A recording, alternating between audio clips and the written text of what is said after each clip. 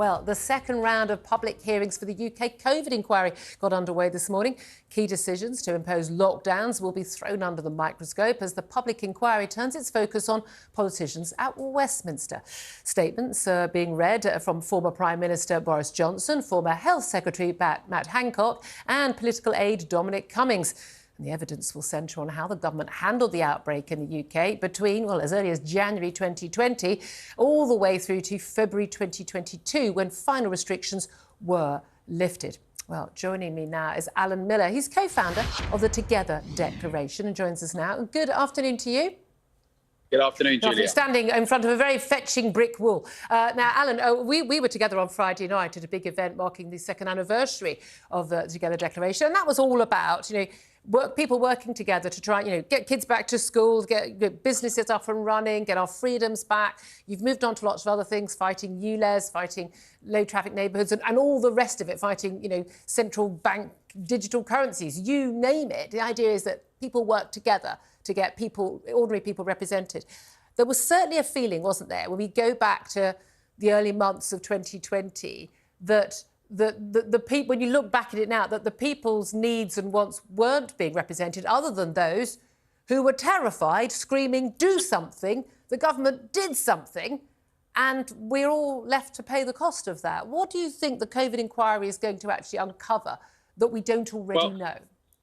Well, hopefully what the COVID inquiry do with due diligence, explore, was it a sensible, rational policy in the first place? We heard the word unprecedented many times, but this was the first time ever that this had been done, I think, except for one tiny little trial ever in the world, and it was done in so many places. And many people at the time who talked about evidence-based medicine and talked about children and talked about the impacts on jobs and the economy and families all said that if you do a lockdown for everybody, you don't just shield the very particularly vulnerable, then there are going to be huge ramifications. It was spelled out at the time, and they were smeared, they were ignored, and we were told that, we were wanting to kill granny, we were irresponsible.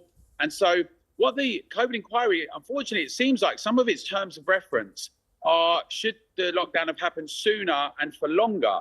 And I think there has to be, if we're going to have a proper scrutiny of what's happened and of the decisions made by policymakers, it has to be, was this a sensible policy at any time in any way? Yeah. Should this ever have been done? And that's got to be the starting point. And then how can we make sure that we never have something like this again, and that we always have a cost-benefit analysis, a proper assessment, basically what any pandemic preparedness strategy would say, which was jettisoned.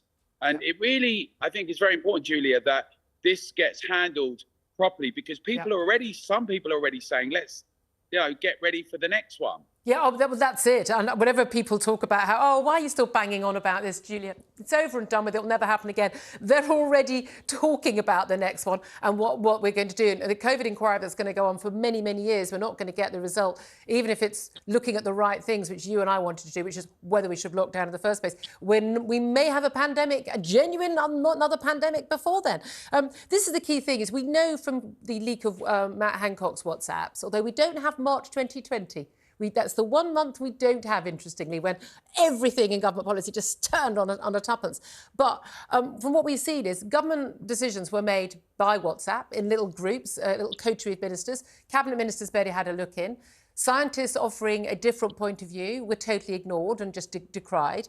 The policy changed from following pre-pandemic planning, which was what Sweden actually did, to, at the stroke of a pen from Dominic Cummings, the Prime Minister's then most trusted aide, to locking down. But we were told, were we not, that this was too flat on the curve. It was for 3 weeks. And then months and months later, we still did not have our freedoms back and didn't get them back fully until 2 years later.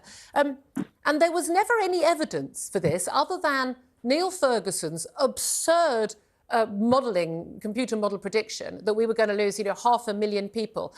He's made many, many predictions of other diseases over the years. He's been wrong by a huge factor every single time. And yet, this one man, basically, meant we dropped every single aspect of pre-pandemic planning in this country. And a few frightened middle-aged men with their phones on WhatsApp decided to lock us all down and steal away our freedoms and ruin our economy, our healthcare system, our education system, our society, in one fell swoop. don't have any faith that the COVID inquiry is going to really get to grips with that, do you?